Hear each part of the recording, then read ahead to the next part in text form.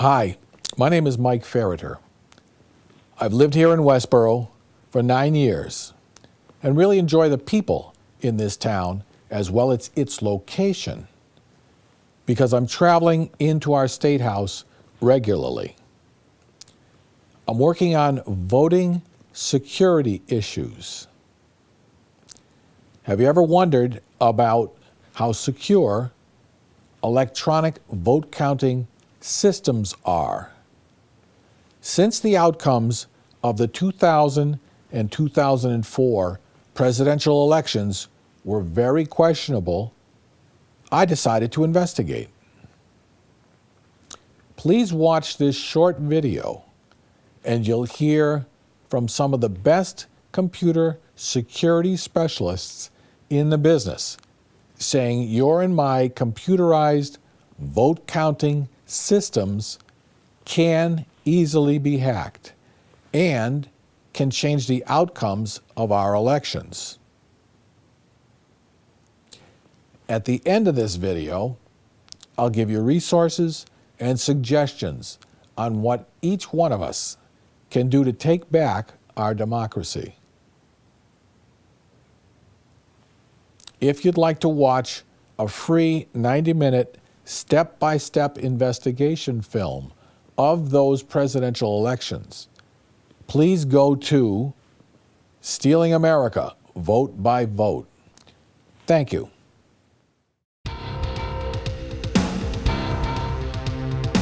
Stealing our votes and our democracy? We're living in a time where more than 98% of our votes are counted by computers. Is our democracy being compromised? I'll give you some solutions and resources and actions that you can take to work on this state by state.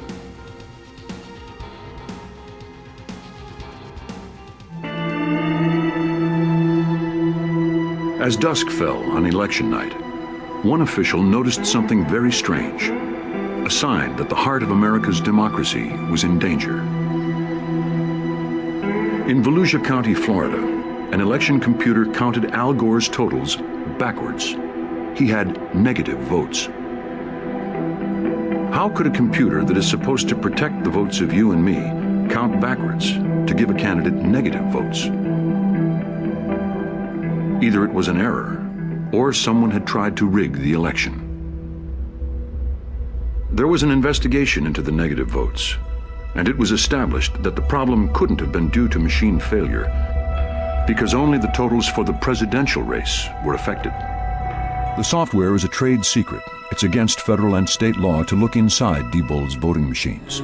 Software like this is installed in more than 30 states. If someone tampers with it, or it just malfunctions, then the wrong people can win elections. If that happens, hundreds of representatives, judges, and other officials may hold offices they are not elected to. Democrat or Republican, it affects us all.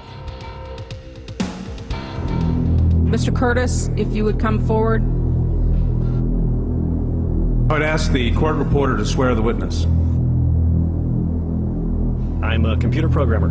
Mr. Curtis, are there programs that can be used to secretly fix elections? Yes. How do you know that to be the case? Because in October of 2000, I wrote a prototype for President Congressman Tom Feeney at the company I worked for in Oviedo, Florida, that did just that. It would rig an election? It would flip the vote 51-49 to whoever you wanted it to go to and whichever race you wanted to win. To whoever you wanted to win. You have no vote, you have no civil rights. He's the Speaker of the Florida House, or about to be. Right. He comes into Yang where you're working. He came in and he wanted a vote fraud system to be built. He wanted a vote fraud system to be built? He wanted a program that could flip the votes without anyone seeing it. And he wanted the source code to be written in such a way that the manipulation was hidden even if you saw the source code.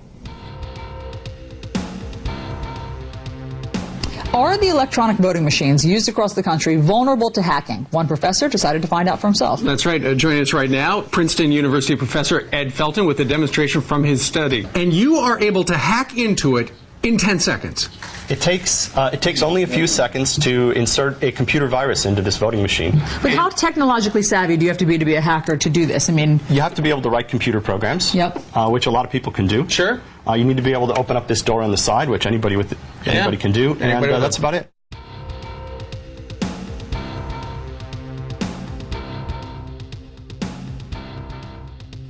This issue of security, I mean, we move into the technology, and it gets even more frightening. Yes, that's true. And these machines are very hackable. So if a machine is unsupervised for more than a minute, someone could get to it and put in a virus or a hack. This is crazy. This is enough, I would think, to worry just about anyone responsible for an election. Well, let me tell you what we're going to do today. We have constructed a mini election. What we have here is a programmed optical scan ballot. There is only one question on this ballot.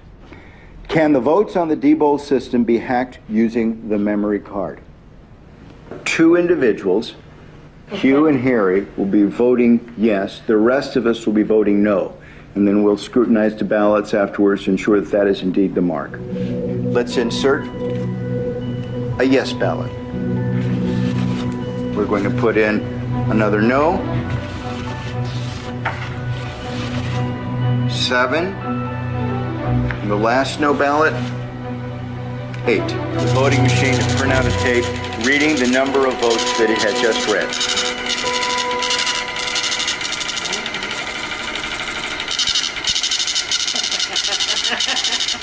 Oh my. Of course. Oh no! 7 people said it could be hacked. And we put through 6 and 2. 6 no's and 2 yes.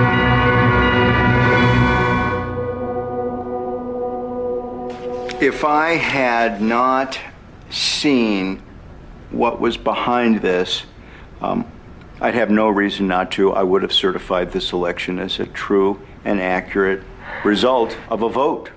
I think we need to be more demanding from the vendors as to the technical specifications of this equipment. The vendors are driving the process of voting technology in the United States. I would much rather, at this point, I think, focus on allowing citizens to select technology that satisfies their needs. Diebold accused Ian of foolishness and apparent negligence, insisting that only authorized people should test their systems for security. They said that the hack was equivalent to leaving your car unlocked, with the windows down and keys left in the ignition. But scientists at Berkeley University later confirmed Hari's findings. They discovered a further 16 security flaws in Diebold's touchscreen machines. ES&S and Sequoia claimed their systems were safe, and Diebold maintains that they have upgraded their software to make it even more secure. They also insist that their electronic voting systems are still more accurate than their predecessors. But now, everyone is asking, why can votes be altered without leaving a trace? These are very powerful, frightening clips that show how easily our democracy is being taken from us. The clips you've just seen covered manipulation of the vote count by touchscreen equipment and by optical scanners counting paper ballots, all controlled by easily corruptible software.